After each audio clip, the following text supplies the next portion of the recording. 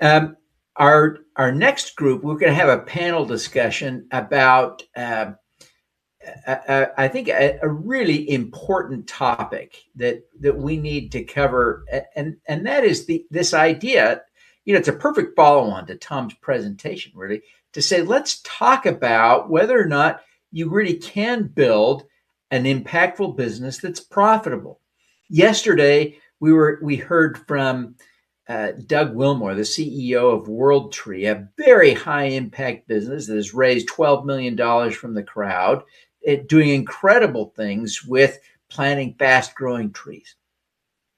But he pointed out there's this cognitive dissonance that our brains literally are wired to reject the idea that we could benefit from something that could benefit others. Our brains can't handle it, and yet it's true. So this is going to be a fabulous discussion. It's going to be led by Cameron Neal. Cameron runs Lend for Good, an international crowdfunding portal for investments in all kinds of social impact projects, including many that are clean tech and climate friendly and climate solutions of all sorts. An amazing portal, amazing work that you're doing, Cameron. Thank you so much for being here. I really think this is going to be a great panel discussion. I'll let you introduce your panelists, okay? Thanks, Devin. Greetings, everyone. As Devin says, I'm Cameron, founder and CEO of Lend for Good.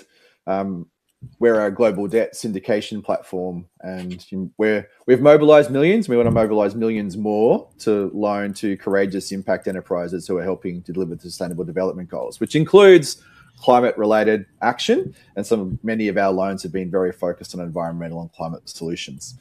I'm joining you today from Naarm, the unceded traditional lands of the Wurundjeri peoples of the Kulin Nation. It's also called Melbourne, Australia. And I just want to acknowledge these traditional owners of this land and pay my respects to these elders, past and present, and extend that respect to any First Nations people who are joining us for SuperGreen Live around the world. As Devin mentioned, our topic for this panel is green and in the black, profitable paths in climate investing.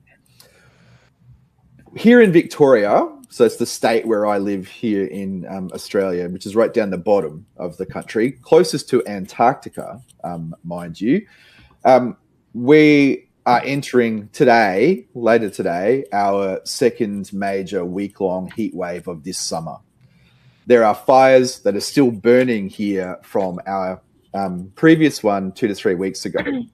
Communities are on edge, ready for another round of evacuations, possible loss of homes, infrastructure, livelihoods, and to avoid any loss of life.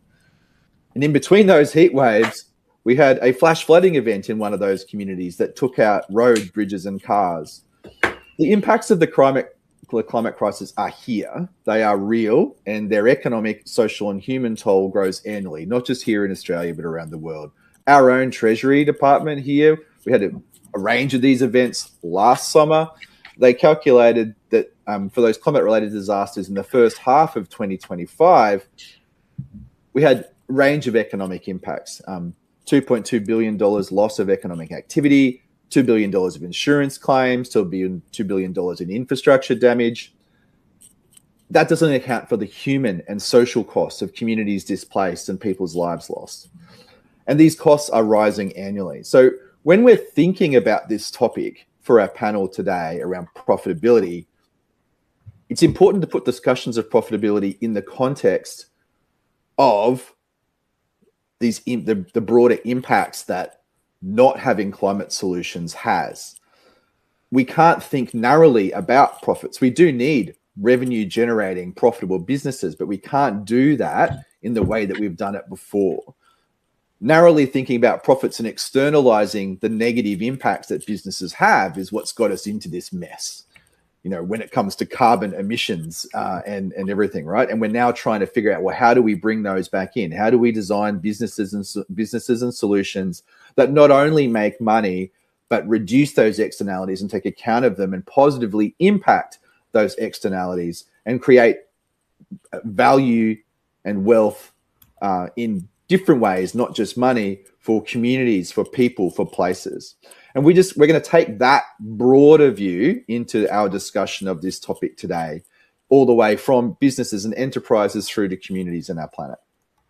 I'm joined today to have this discussion about green and in the black by two innovators and leaders in climate solutions who have been involved in developing, delivering, and scaling opportunities for communities and investors that address this crisis. My first